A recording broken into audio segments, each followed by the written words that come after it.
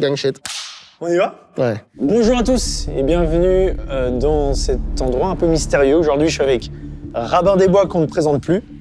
Bonjour, merci beaucoup pour l'invitation. Le Grand, je vais t'appeler le Grand JD. Comment je t'appelle d'ailleurs ? JD, comme JD, tu veux. je vais t'appeler le J.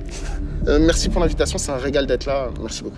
Mais c'est toi qui m'as dit viens dans ce hangar, je vais te parler d'une histoire incroyable. Qu'est-ce qu'on fait ici ? C'est quoi ce délire ? Rabin des Bois, toi, si rapidement on devait resituer et te représenter aux gens, bon, déjà, tu t'es écrit des livres, ouais. Tu connais un peu le monde du hacking. Il se peut que j'ai eu un petit passé dans le cybercrime, mais c'est hypothétique. Et concrètement, sinon, je gagne de l'argent avec mon ordinateur. Aujourd'hui, je passe la majeure partie de mon temps quand même sur l'écriture. Je suis sur l'écriture de mon 3e livre. Et principalement, j'ai été connu pour le hack de Sciences Po Paris. Je voulais intégrer l'école, ils n'ont pas voulu.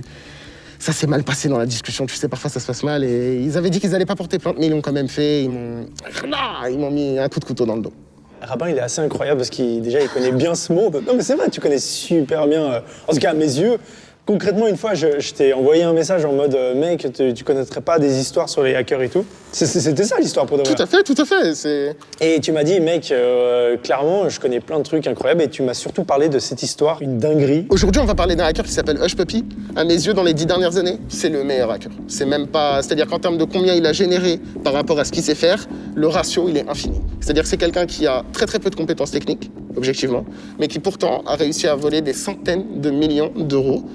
Il a été arrêté en juin 2020 par une opération conjointe entre le FBI, Interpol et la police de Dubaï. J'ai jamais vu, ouais. Première fois quelque chose comme ça arrive. Sa vie, c'est des suites d'hôtels, sa vie est folle. C'est le Tony Montana de 2020. Et en fait, il y a un truc qui m'a marqué, tu m'as dit, ce mec-là, il y aura forcément une série genre Netflix sur lui. 100%. Tellement 100%. c'est incroyable, sa vie est incroyable. C'est sûr. Donc aujourd'hui, on va vous parler l'histoire d'un... Comment on peut dire ça ? C'est l'un des hackers les plus fous de ces dernières années. Un arnaqueur un petit peu comme ça, ouais. L'un des plus grands cybercriminels de tous les temps, le meilleur cybercriminel de la décennie, le cybercriminel le plus rentable de la décennie. Quelque chose comme ça.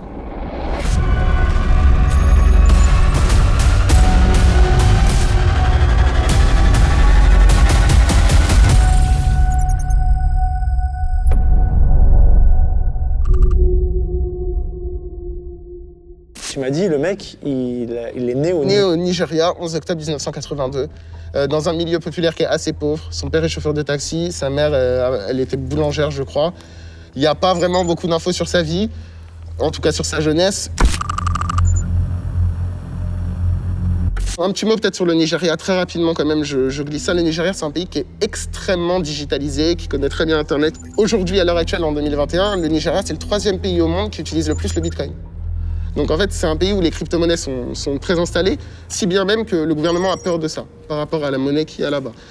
Là-dessus, qui dit un pays qui est très ancré dans Internet, dit malheureusement aussi qu'il y a une expansion du cybercrime. Au Nigeria, c'est très connu, tu sais, les lettres de « Je suis un prince héritier, j'ai 300 millions, clique sur ce lien pour recevoir les 300 millions, envoie-moi ton RIB ». T'as peut-être déjà reçu des emails comme ça ? Beaucoup. Ok. Ouais. Est-ce que t'as aussi reçu, par exemple, ce qu'on appelle les love romance, c'est-à-dire des histoires d'amour ? Du genre « Je suis amoureux de toi, le grand ou JD, s'il te plaît, envoie-moi 100 000 euros ». Beaucoup aussi, ouais, beaucoup. Donc tout ça, en fait, initialement, c'est des formes de hacking qu'on appelle du social engineering, de l'ingénierie sociale, qui donc ne sont pas basées sur des compétences techniques, mais purement sur l'émotionnel. C'est-à-dire qu'on estime que le maillon le plus faible n'est pas le système, n'est pas l'ordinateur, mais l'être humain. Et donc, du coup, exactement, on va aller focus sur l'être humain. Le Nigeria connaît vraiment un essor incroyable dans ce type d'arnaque. On les appelait les Yahoo Boys, et en gros, c'est des mecs qui, toute la journée, faisaient ça. Ils envoient des mails, c'est des scammers, c'est des arnaqueurs. Ces arnaques-là, c'est né un peu dans ce pays ou On pense que c'est parti de là-bas. On sait aujourd'hui, en tout cas, que pour le type d'arnaque dont je vais te parler avec Hushpuppi, 50% de ces attaques-là sont originaires du Nigeria. Hushpuppi, lui, il vient de ce milieu, un milieu très pauvre, ouais. Où il galère, ouais. Et il commence à bidouiller sur un ordi avec des premiers emails et des premières petites arnaques. Ça commence comme ça. En gros, lui, à partir de ses 18 ans, il s'intéresse un petit peu à ça.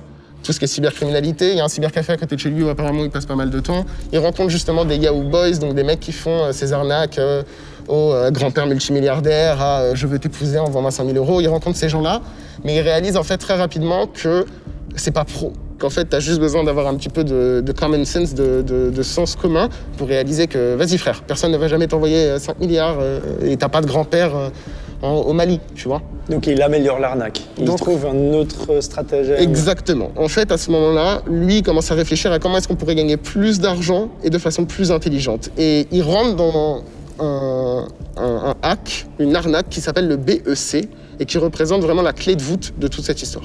Le BEC, ça veut dire Business Email Compromise. Et en gros, c'est au lieu de cibler des particuliers comme toi et moi, on va aller cibler des entreprises.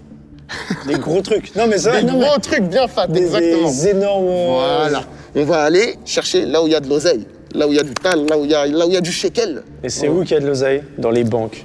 Les énormes entreprises. Exactement, et surtout aux États-Unis. Du coup, il s'attaque à plein de grandes entreprises qui sont basées aux États-Unis. Alors, au début, il ne s'attaque pas forcément à des grandes entreprises. Au début, ça commence de façon très minime, très gentille, entre guillemets.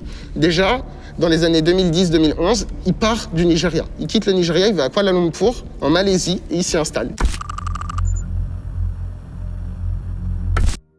Il fait son quartier général avec quelques associés à lui qui sont donc des arnaqueurs et des scammers comme lui. Il se spécialise donc dans ce dont on parlait, c'est-à-dire le BEC. Et le BEC, en fait, je vais t'expliquer peut-être le fonctionnement. Imaginons aujourd'hui qu'il y a le grand JD Prod, ok? Et que dans ta boîte de prod, il y a une comptable. Et admettons que tous les jours, tu es vraiment ta comptable qui doit faire des dizaines de paiements tous les jours. Et bah, si moi, j'arrive à hacker l'ordinateur de ta comptable, je peux regarder sa boîte mail. C'est la première étape de faire ça, c'est l'infiltration. C'est que tu vas hacker quelqu'un qui est dans le système, dans l'entreprise, préférablement soit dans la comptabilité, soit au niveau du secrétariat. Et après, tout ce que tu vas faire, c'est de l'observation. Il y a une énorme partie d'observation où, en gros, tu vas regarder les mails qui rentrent, tu vas voir combien de dépenses fait la boîte, est-ce qu'il y a des factures récurrentes, très important, pour pouvoir voler de l'argent, et tu vas assimiler toutes ces informations-là, de façon à ce qu'au final, le job de la personne, tu la connais quasiment. Et un jour, quand il y a une grosse facture qui arrive, eh ben, ce que fait Hushpuppi et son équipe, c'est qu'ils changent les numéros, les coordonnées bancaires sur la facture par les siennes. Et le problème de ça, c'est qu'en fait, cette arnaque, tu peux pas dire que tu te fais arnaquer. Parce que si tu veux, quand tu reçois 15 mails par jour de paiement, et que tu fais des paiements de 300 000 € et que c'est ton quotidien, au bout d'un moment, tu regardes même plus. Et lui, comme il a accès à ta boîte mail, il peut t'envoyer un mail le marqué en non lu avec une bonne adresse email spoofée. Tu peux pas te douter, tu vois. La plupart des gens, en fait, ne pensent même pas à ça, soyons très honnêtes. Et donc, en fait, lui, il commence à faire ça, basé en Malaisie. Et ça commence à bien marcher. Il s'en sort bien. Et je ne l'ai pas précisé, mais le BEC, c'est quelque chose qui est dans les formes de hack qui rapportent le plus d'argent. Le FBI montre qu'en 2020, c'est numéro 1 et que c'est 1,8 milliard de pertes sèches. Donc c'est beaucoup d'argent. Ce qui vient après, c'est des trucs du genre 600 millions, 500 millions, le ransomware, le cybercrime plus classique. Comment il arrive à infiltrer l'ordinateur? C'est avec un scan, avec un scam? Avec du phishing.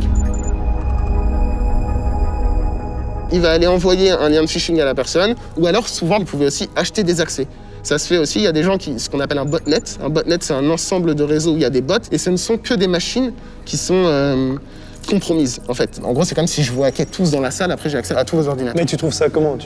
Sur le darknet, tu peux acheter des bots, tu peux acheter des ordinateurs compromis, entre guillemets. Des ordinateurs qui sont ouverts, qui donnent accès à... Qui sont compromis, tout à fait, c'est des bots. Un ordinateur chez Microsoft qui est ouvert, Alors, chez Microsoft, c'est rarissime, mais dans des sociétés, oui, bien sûr. Okay. C'est exactement ça. Des ordinateurs qui ne sont pas protégés dans des entreprises. Mais ça se compte en millions. C'est-à-dire que les plus gros botnets, aujourd'hui, on parle de millions de devices qui sont connectés, des millions d'appareils, d'ordinateurs qui sont connectés. Mais, majoritairement, c'est pas comme ça que ça se passe. C'est lui-même qui le fait. Il envoie du phishing, il a des adresses email, donc que des sociétés, encore une fois. Donc c'est pour ça que c'est business email, c'est parce que ça va pas être monsieur et madame tout le monde.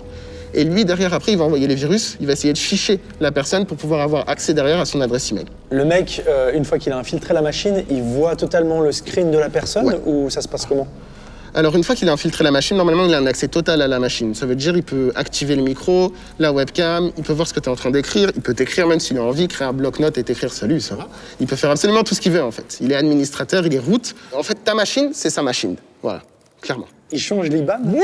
Par son IBAN. Exactement, Baba, t'as tout compris. À quel moment, les gars, ils voient pas quand ils voient bien qu'ils font un versement à un compte, il y a bien un moment donné, ils disent « Merde, non, on a versé... » parce que regarde, imagine c'est la première fois qu'on travaille ensemble.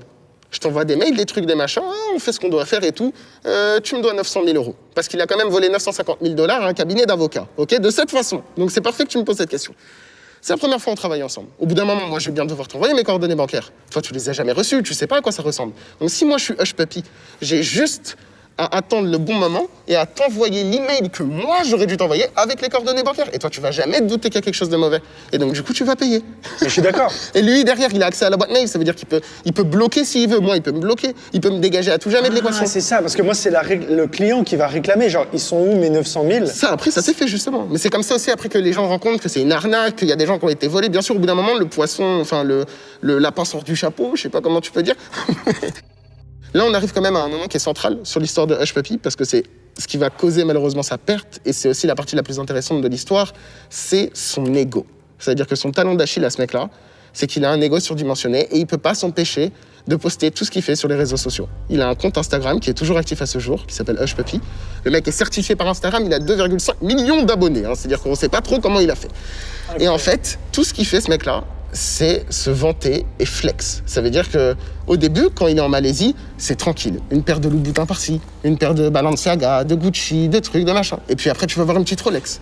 Et après, tu vas voir un autre truc. Et au moment où il quitte la Malaisie, il fait une photo avec il appelle ça l'océan de Louboutin. Et tu vois qu'il y a genre 50 paires sur la même photo. C'est une dinguerie galactique. Et tu te rends compte que plus le temps passe, et plus le mec s'enrichit, et plus en fait, il montre vraiment sa fortune aux gens. Et c'est ça qui va causer sa perte. Parce que là, il y a des gros soupçons et on commence à... Il attire l'attention et... Exactement. En fait, à partir de 2014... Enfin, en Malaisie, il a encore un petit peu de temps devant lui. C'est quand il va vers Dubaï que vraiment, là, il y a un mec du FBI qui dit « Les gars, c'est qui ce mec ?» Parce qu'en fait, pourquoi est-ce que le FBI s'est intéressé à Hush Puppy ? C'est à cause de son ego. C'est-à-dire qu'il achetait tellement de choses de luxe, notamment chez Fendi, Gucci ou des trucs comme ça, qu'il est devenu ambassadeur de la marque. Hush Puppy, c'est un mec qui se fait inviter à la Fashion Week à Paris, frère. Je te promets, c'est un mec qui se fait inviter à la Fashion Week à Paris. Fendi, ils se posent pas la question qui est ce mec. Non. Ils disent c'est un gars influent qui a un... Toutes les marques de luxe se sont tapées de où venait son argent. Il y a des histoires où, en gros, par exemple, en Malaisie, Fendi lui a fait un cadeau parce que ça a été le mec qui a le plus dépensé du pays. Et genre, par jour, il claquait des 20 000 ou un truc comme ça. Genre, on parle quelque chose vraiment d'aberrant et de stupide. C'est pour ça qu'en fait, les sommes qui sont mentionnées là-dedans, à la fin, vous allez voir de combien on va parler. Mais c'est vraiment, c'est galactique, en fait. Tous les concerts privés de tout le monde, il y est. Il se fait citer dans des chansons de partout. En fait, le mec commence un petit peu à avoir une influence réelle en tant qu'influenceur, en fait. Ça devient un influenceur classique. Son business continue, tu vois qu'il est de plus en plus riche, les années passent. Mais à aucun moment, quelqu'un se dit ça vient d'où en fait cet argent ? Il fait quoi pour gagner autant d'argent ? C'est quoi son business ? Justement, sa justification à lui, elle est dans sa bio sur Instagram et c'est Real Estate Mogul. En gros, comme si c'était un pionnier de l'immobilier. Comme quoi, il fait de la construction en Afrique, comme quoi, il fait du développement urbain au Nigeria. En gros, c'est ça, son front à lui, c'est de dire qu'il est dans l'immobilier. Moi, je fais de l'immobilier, je suis dans la pierre, dans le terrain. Il assume pas du tout, il ment son... Pas du tout. Il y a une seule photo de lui où tu le vois derrière un ordinateur sur Instagram et elle est célèbre un petit peu parce que, si tu veux, c'est la seule fois où tu te dis « Ah ouais, le mec, en fait, c'était évident. » C'est comme si tu avais un petit peu la réponse devant les yeux d'où vient son argent depuis le début. Il y a une photo de lui où il est devant un MacBook en mode trop sombre. Le truc, c'est que cet argent lui est monté à la tête. En 10 ans, il a gagné des centaines de millions de... Ouais, je pense que en 10 ans, le préjudice, il se fait largement plus de 120 millions, 150 millions, 200 millions. Tout ça, c'est que de l'argent volé, de l'arnaque et tout, ouais, c'est... 100%. Là, en gros, en Malaisie, ce que tu dois réaliser, c'est qu'il passe vraiment de petits cybercriminels qui devaient gagner 10, 20, 30 000 euros par mois à vraiment sérieux joueurs de l'équation avec vraiment des réseaux. Des gens qui sont là toute la journée pour justement faire en sorte que ces arnaques fonctionnent, avec des comptes bancaires établis un petit peu partout dans le monde, parce que cet argent, il faut bien le recevoir, frérot. C'est que c'est très compliqué. Très peu de personnes peuvent avoir un compte bancaire comme ça où tu reçois des 5 millions, des 10 millions qui tombent. Justement, pour moi, ça me paraît irréel de recevoir tout cet argent sans que quelqu'un se dise... Enfin, faut être super bon en logistique et dispatcher tout cet argent. Et effectivement, il y a toute une mise en place assez folle, quoi. Dans le dossier que les États-Unis ont fait contre lui, à un moment, il parle d'un compte bancaire en Roumanie qui était capable de recevoir en 2 semaines 10 millions. 5 millions la première semaine, 5 millions la deuxième semaine. Comment ce mec-là a un compte bancaire en Roumanie avec une société où il est capable d'encaisser des telles sommes ? Ça, c'est fort, tu vois ? Et c'est pas tant l'aspect technique qui est intéressant chez Hush Puppy. Au final, c'est des gens qui hackent pour lui, c'est des gens qui surveillent pour lui, c'est des gens qui volent pour lui. L'intelligence de ce mec-là, elle révèle dans l'architecture de la chose. C'est un architecte, c'est un créateur, c'est un mec qui a trouvé un plan et qui a dit « Vas-y frère, je vais faire un business model et je vais tout voler ». Et combien de personnes bossent pour lui, on sait, à plus ou moins ou... Quand il s'est fait arrêter, il y avait déjà 7 personnes dans la chambre, à même la chambre, parce qu'il avait une suite énorme au Palais Versace à Dubaï. Et sinon, après, il y a eu des arrestations au Nigeria, mais c'est un réseau en mode 20, 30, 40 personnes. Tu veux la suite ? Je suis en mode Père Castor, j'ai l'impression d'être Père Rabbin, frère. Je te raconte une histoire. On aurait dû commencer comme ça. Frère Rabin. Fin 2014-2015, il quitte la Malaisie, direction Dubaï. Les Émirats Arabes Unis. Pourquoi? Sans doute parce que 1, il n'y a pas d'impôt, 2, il y a un secret bancaire, 3, tout laisse penser qu'il n'a pas fait ça parce qu'il aimait bien les 40 degrés et l'humidité atroce que propose ce pays. Donc Dubaï, Émirats Arabes Unis, à ce moment-là, en fait, il est déjà sous surveillance du FBI. Parce qu'il y a un poste en particulier qui l'a fait, qui, c'est écrit d'ailleurs dans le rapport, qui en fait a mis juste la puce à l'oreille au FBI en disant « Ok, c'est pas possible. Il y a un problème, ce mec-là gagne trop d'argent. » On ne sait pas d'où il sort, il n'y a pas de rapport, il n'y a rien. À côté de ça, nous, on a des entreprises aux États-Unis qui disent qu'elles se sont fait voler. Il y a des trucs qui semblent coïncider. C'est peut-être ce mec-là. Donc pour lui, c'est mauvais, frère. Ça commence à chauffer, il est dans la casserole de Bocuse. C'est la fin des temps modernes pour lui. Mais il ne le sait pas encore. Ça commence à mal se passer dès son arrivée à Dubaï, quoi. Non, grâce à Dieu, pour lui, ça se passe très bien. Mais il ne sait pas qu'il est observé. Déjà, quand tu es observé par une agence de renseignement, tu as déjà perdu. Mais en gros, lui, il continue dans sa folie, dans son extravagance. Et là, Dubaï, c'est problématique parce qu'il se croit invincible, il se croit intouchable.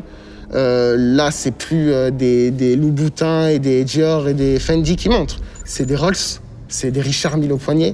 Il s'installe au Palais Versace, il prend une grande suite pour lui et tous ses potes. Et il continue à faire exactement ce qu'il fait. En 2017-2016, il vole à un Émirati quelque chose comme $1 million parce qu'il lui disait qu'il allait faire une école au Nigeria. L'école, frère, elle a fini en Rolls. Et il fait, à mes yeux, le coup de trop. Il y en a eu 2 coups de trop. En gros, il a essayé de voler un club de première ligue. Personnellement, je pense que c'est Chelsea. Il n'y a aucune information qui montre que c'est Chelsea, mais ça n'engage que moi. C'est juste... Eux, ils n'ont pas communiqué là-dessus. Ils veulent voilà, personne pas... n'a communiqué là-dessus. Moi, c'est juste mon avis en tant qu'être humain. Ça n'engage que moi. Mais pourquoi tu penses que c'est Chelsea? Disons que j'ai mes raisons. Disons que j'ai mes raisons de penser que c'est Chelsea. Et tu peux pas en parler? Non, mais je veux dire, t'as des petites preuves, t'as vu des choses que tu devais pas voir ou des... Waouh, tu veux me mettre dans une tombe avant les 30 ans. En vrai, c'est juste, je pense que c'est Chelsea parce que, vas-y, de ce que j'ai entendu et de ce que j'ai lu dans les trucs et tout, ça me laisse penser que c'est Chelsea. Le flair du rabbin, ok? Accorde-moi ça. Le vrai problème qui l'a vraiment fait en sorte que la FBI après va l'arrêter, c'est la Banque de Malte. Et là, on parle en fait d'un hack qui s'est produit en 2019. En fait, lui, on lui a demandé de récupérer de l'argent. On lui a demandé en fait de récupérer de l'argent qui est arrivé de la Banque de Malte pour après le dissimuler dans d'autres comptes bancaires. Concrètement, ce qu'on lui reproche, c'est aussi du blanchiment d'argent. Ça, c'est... Mais qui lui demande ça? Justement, c'est là où c'est très intéressant, c'est qu'en fait, le FBI et les services secrets américains se sont aperçus que le hack de la Banque de Malte a été orchestré par le Lazarus Group, qui est le bras armé de la Corée du Nord, qui sont en gros une équipe de hackers d'élite de la Corée du Nord et qui, toute la journée du matin au soir, ne font que ça. Ils tapent des banques, des crypto-exchanges, des mecs riches, et ils volent, et ils volent, et ils volent, et ils volent de l'argent pour enrichir Kim. Eux, ils embobinent... hackent la banque et ils mobilisent Hush Puppy pour faire le sale boulot. Et lui, il le sait que c'est... Bien sûr que non. Et c'est là où tu te rends compte que c'est un pion sur l'échiquier. Il sait pas qui c'est. Il sait pas qui taffe avec la Corée du Nord. Il sait pas qui déplace l'argent de Kim Jong-un. T'imagines ou pas?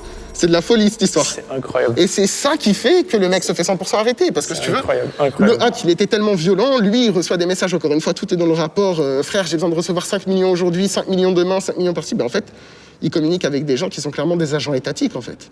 Et là, c'est des pouvoirs où on n'est plus sur le cybercrime. Parce que Hush Puppy, ce qu'il faut se dire aussi, c'est que d'un point de vue du cybercrime, c'est un monstre.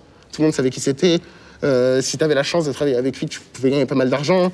C'est quelqu'un qui était très connu, il avait un réseau. Mais là, ça va au-delà.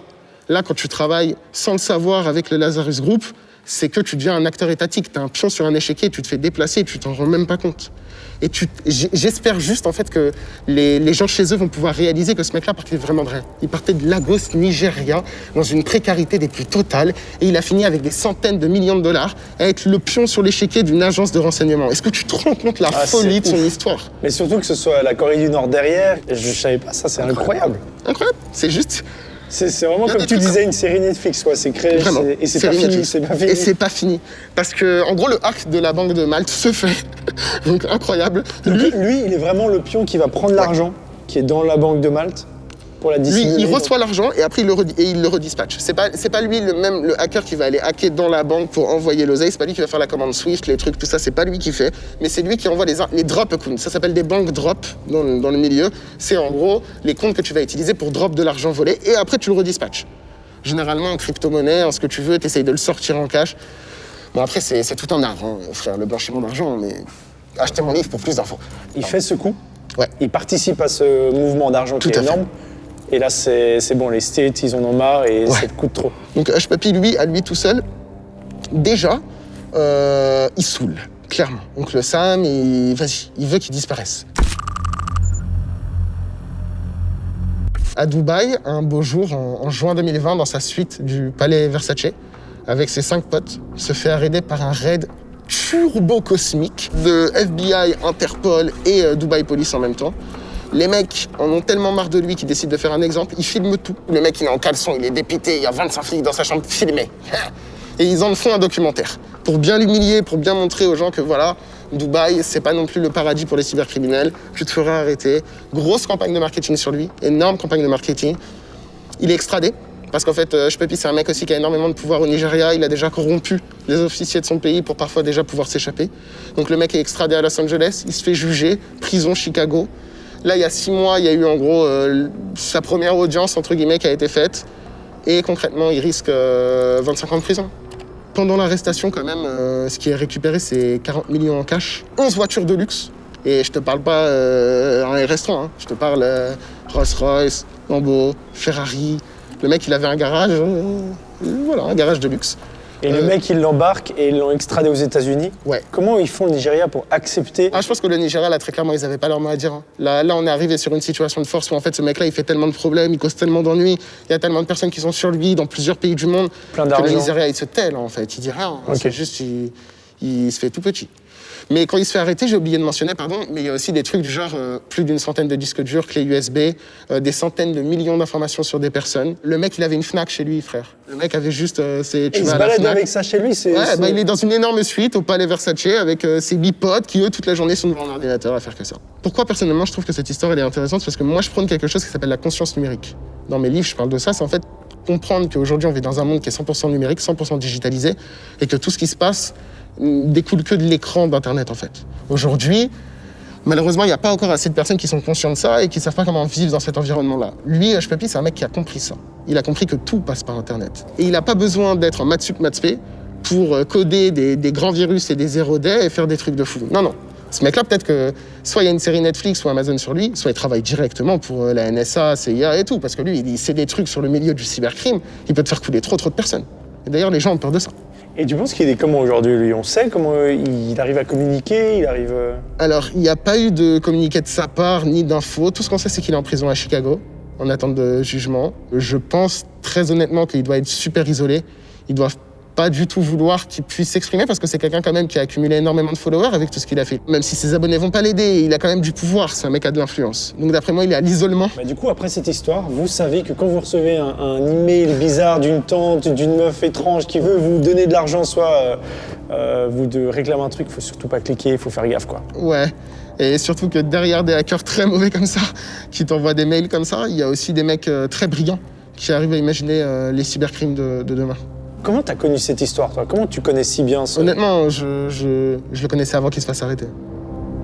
Mais avant que la DGSI casse ma porte demain matin, je le connaissais pas personnellement. Je n'ai jamais fait de choses criminelles avec lui. C'est juste que c'est un mec quand même qui était vachement connu dans le milieu. Déjà, il y avait énormément de personnes qui connaissaient son Instagram sans savoir que c'était un cybercriminel.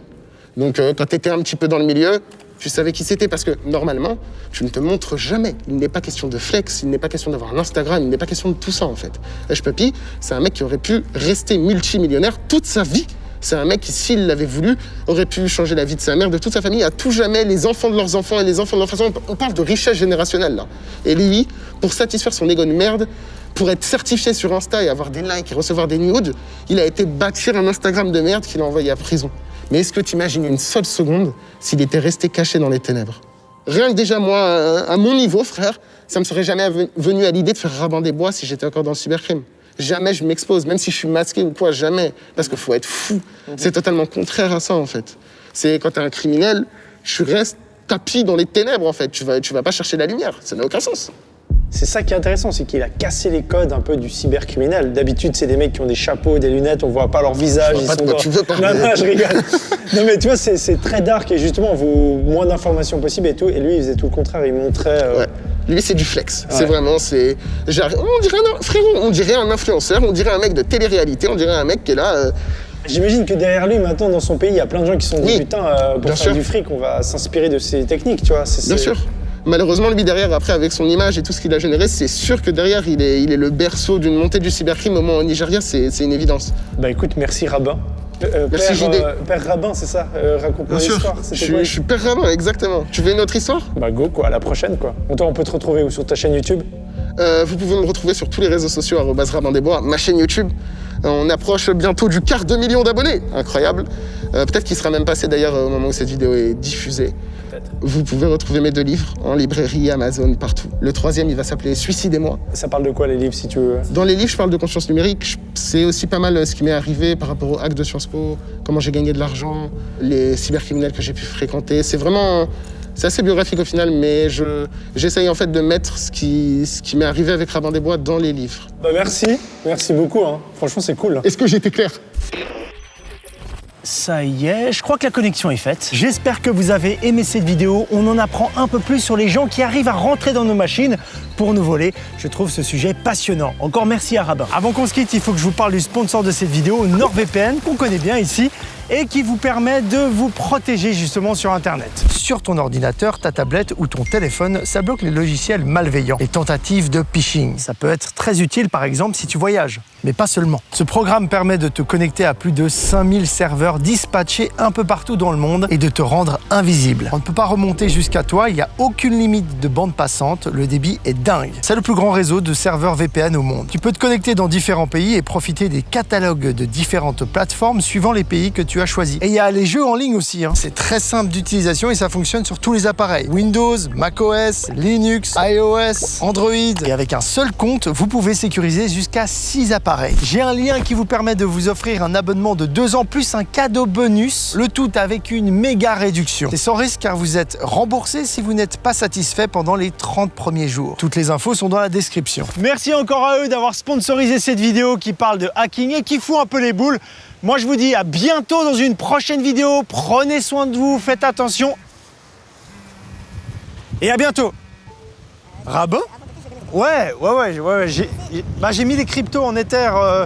Ouais, c'est tout bon, ouais.